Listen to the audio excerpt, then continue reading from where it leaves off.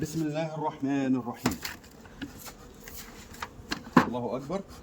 ما خلق الله من داء إلا وخلق له دواء. التداوي بسم النحل، والتداوي بالشمع، والتداوي بالعسل. الله أكبر الله أكبر، ما شاء الله لا قوة إلا بالله. طيب احنا هنوري دلوقتي الخير على قدوم الوردين شوية كده، بس ايه، ننيم النحل علشان النحلة أسيل ما تزعلش من النحلة. ما شاء الله لا قوة إلا بالله. طبعا غذاية ناشفة خالص، مش بنغذي، بس احنا محطوطة علشان تسند الايه، تسند البراويز. طيب بسم الله ما شاء الله لا قوة إلا بالله. ايه رأيكم في الجمال ده؟ ايه رأيكم في الفخامة دي؟ بسم الله ما شاء الله. وكان فضل الله عليك عظيما.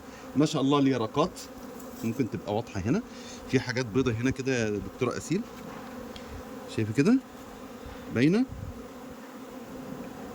دي اليرقات. نشوفها في حتة تانية. النحل مزعلك؟ بنعمل عملية ايه؟ تخدير للنحل بسيط.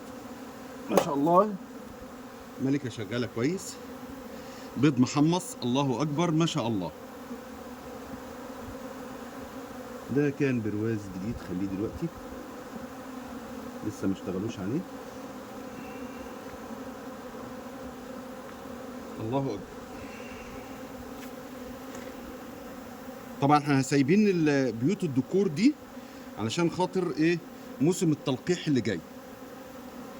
عندنا مواسم للتلقيح. ما شاء الله الخلية كويسة، باين معانا البيض بتاعها.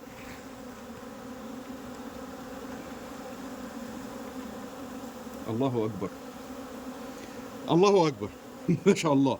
يعني للإخوة النحالين، عايز رأيكم بما يرضي الله في البرواز ده وفي الخلية دي.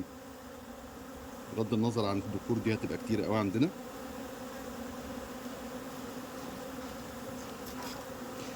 احنا بنموت الذكور ليه؟ للأسف بقى كترهم ملوش لازمة.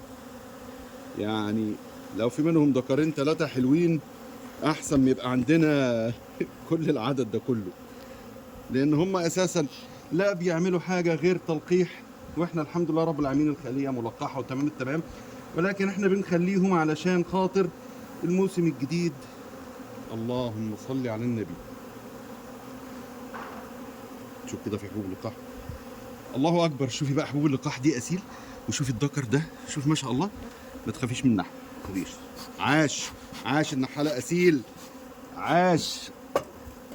بصي شوفي حبوب اللقاح اللي جايه، باينه الالوان دي ايه؟ الالوان دي باينه ما شاء الله. حبوب اللقاح ما شاء الله. الله اكبر.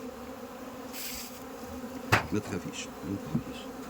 ما شاء الله لا قوه الا بالله. طيب هنقول كلمه بسيطه قوي كده. ارفعي كده يا دكتوره. ما خلق الله عز وجل من داء الا وخلق له الدواء.